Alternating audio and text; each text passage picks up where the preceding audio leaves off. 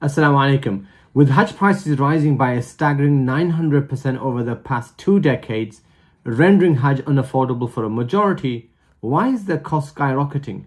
Is it justified? Who is really benefiting from this racketeering and what can we do about it? Let's talk facts and numbers. I completed my first Hajj in 2007 and I paid £1,500. Today that same journey costs anywhere between £6,000 and £15,000. That's an eye-watering 400 to 900% increase. Shockingly, I've even heard some imams try to justify this extortionate rise by saying, how much do you think it's worth paying to be the guest of God? What really? Are these costs truly driven by higher infrastructure expenses, fuel, taxation? Or are they being politically naive, unwilling to confront the uncomfortable truth? What about the hundreds of billions wasted in mega vanity projects like NEOM, on palaces, or on US defense deals to protect the House of Saud? Add to that opaque pricing, bureaucratic platforms like Nusuk, and a total lack of accountability. It's not mismanagement, it's systematic. Now, how much of this contributes to higher Hajj prices? In 2023, Arabia made a staggering $440 billion in oil revenues. Do you know how much of that was spent on Hajj infrastructure? Just $1.3 billion. That's 0.3%. That's right, 0.3%. I've performed Hajj 3 times, alhamdulillah, in 2007, 2014 and 2018. And Mina, it hasn't changed a bit. No upgrades, no new facilities, no sign of any investment. Not a single dollar has been spent as far as I could see. So where's all the money going? At the heart of it is a corrupt, unaccountable Saudi state that treats a pillar of Islam like $1 billion business. And it's the ummah that pays the price. You see, Hajj isn't unaffordable by accident, it's unaffordable by design. Reports estimate that over $12 billion a year is spent just to maintain the House of Saud. Billions more are being poured into vanity mega projects like NEOM, a $500 billion AI-powered fantasy city in the desert, complete with plans for ski resorts in the desert. Meanwhile, in Mecca and Medina, affordable hotels, basic lodgings are being demolished, replaced with luxury skyscrapers and 5-star towers. The poor are being priced out of the pilgrimage, literally.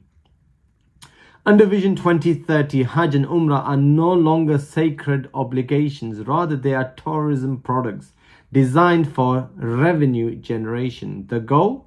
Turn religious obligations into revenue streams. Hajj capacity is set to exceed 3 million pilgrims annually. Umrah, over 30 million.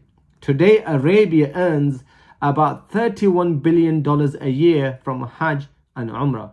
By 2030, they want that figure to reach $82 billion. So yes, higher prices are not accidental. They are the new business model. Enter Nusuk, the centralized Saudi-run booking platform. Bureaucratic, glitchy, and a monopoly. Nusuk has sidelined local operators, eliminated price competition, and monopolized pilgrim access. It decides who goes, when they go, and how much they pay. This isn't a service to the ummah. This is commercial control of Hajj. And at the same time, over $75 billion a year is being spent on the Saudi military, not to defend Palestine, not to defend or protect Gaza, but to protect the thrones of the House of Saud. Billions are being spent on sports washing, football, boxing, golf, the World Cup, all to polish the image of a tyrannical monarchy. Add to that Saudi bureaucracy, inefficient Hajj management, mismanaged contracts, nepotism. Let's be clear. This was never about Saudi or the House of Saud being the custodians of the two holy mosques. It was never about serving the guests of Allah. The House of Saud, from its very origins, is a colonial project, installed, propped up and sustained not for the Ummah's benefit, but to control it. And Hajj has become the price we all pay. Let's call it what it really is. Hajj, Gaza, Palestine, Al-Aqsa, the House of Saud doesn't care. Trillions of dollars being spent on Western weapons, not to defend Palestine or Al-Aqsa or Gaza, but to protect one thing, the throne of Al Saud. Meanwhile, hundreds of billions in oil revenue, they could make Hajj not only affordable, but even free for every single Muslim on earth, but it doesn't. Instead, we see the opposite, rising costs, corporate control, and exploitation. Hajj has become a revenue stream, not a rite of worship.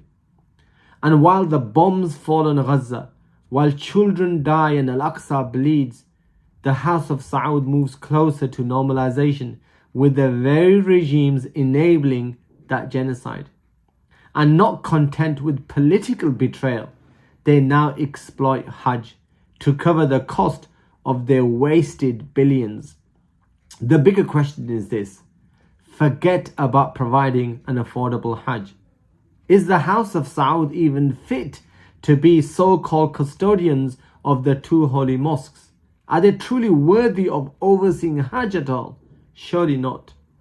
Just like the Jurham tribe, who were stripped of their custodianship over the Kaaba due to their corruption, mismanagement, and abuse of that sacred responsibility, the House of Saud has followed the same path, exploiting pilgrimage, prioritizing profit, and betraying trust. So what can we do, and what are our options? Because doing nothing is no longer an option, and we can't simply continue to pay the high prices for Hajj year on year. Firstly, raise awareness. We must speak up. We must share the facts. We must let the Ummah know the rising cost of Hajj is not natural or justified. Arabia earns hundreds of billions in oil revenue, yet spends a pitiful 0.3% on Hajj infrastructure. That's not a service, it's neglect. Secondly, we need to recognize the root cause.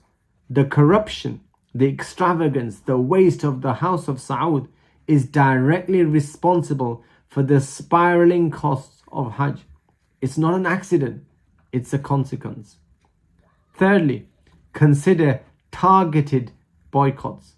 Many are now calling to withhold additional Hajj and Umrahs, not the Fard Hajj, but repeat pilgrimages, because this revenue is fueling vanity mega projects and not serving the Ummah. Fourthly, organize and mobilize. Saudi depends heavily on Hajj and Umrah tourism. We have financial leverage and we must use it. We need activism, coordination, and collective pressure to challenge these extortionate costs and confront the regime's indifference towards its obligations. Fifth, let's be clear.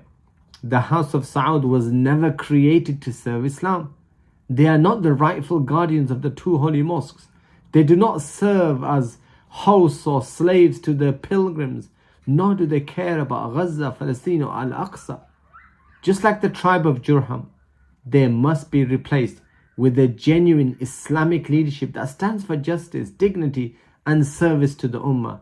And finally, remember the true purpose of Hajj. It was never meant to be a luxury vacation. It was a test and is a test of sacrifice, a journey of humility, and above all, a stand for justice. Let's make sure we honor that purpose, even if others have forgotten it. Assalamu alaikum wa rahmatullahi wa barakatuh.